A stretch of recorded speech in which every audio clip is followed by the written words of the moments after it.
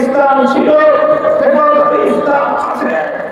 আগামী দিনে ক্রান্তিকালে ইসলামের যে কোনো প্রয়োজনে বর্তমান জন্য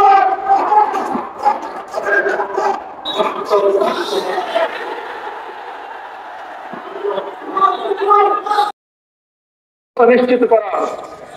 সাথী বন্ধুগণ, আজ এই হেফাজতে ইসলামের মঞ্চ থেকে অন্তর্বর্তীকালীন সরকারকে আমি স্বাগত জানাই, তাদেরকে আহ্বান জানাই, বলতে চাই যে প্রধানমন্ত্রীর পক্ষে আপনারা যে কাজ করবেন তাদের জন্য আমাদের সমর্থন থাকবে। আমরা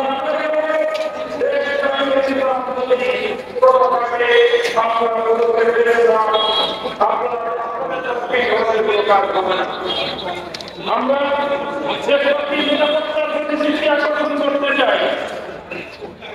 সংখ্যালঘু ইন্ডাস্ট্রিয়াল এরিয়া, বিভিন্ন মার্কেট সহ ব্যবসা বাণিজ্যের স্থান, আবাসিক এলাকা, মহাসড়কগুলোতে আমাদের হেফাজতে ইসলামের নেতাকর্মী আর সমাজের দেশবাসীকে ভলান্টিয়ারের দায়িত্ব অব্যাহত রেখে দেশের শান্তি শৃঙ্খলা অব্যাহত রাখার জন্য যে স্বীকার করতে আমি আহ্বান জানাই।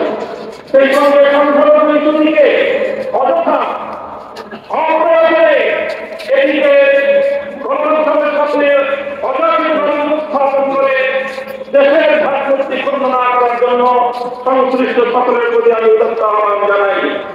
সেই সঙ্গে আমি আজ এই মঞ্চ থেকে স্মরণ করছি বাংলাদেশের লক্ষ কোটি প্রবাসী রেমিটেন্স যোদ্ধাদেরকে, যারা বাংলাদেশের অর্থনীতির মেরুদণ্ডের সাথে রেখেছে, যাদের রেমিটেন্স যুদ্ধে ফাঁকিবাদী সরকারের অর্থনীতির ভিত খসে পড়েছিল। সুতরাং আমার তাদেরকে আমি আহ্বান জানাতে চাই,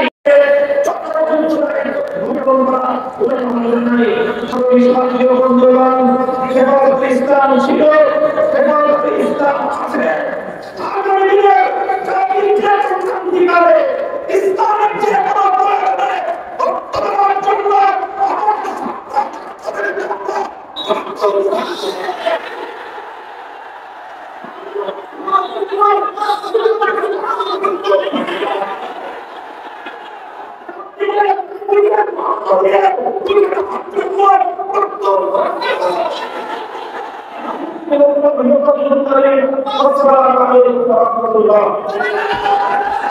আসসালামু আলাইকুম।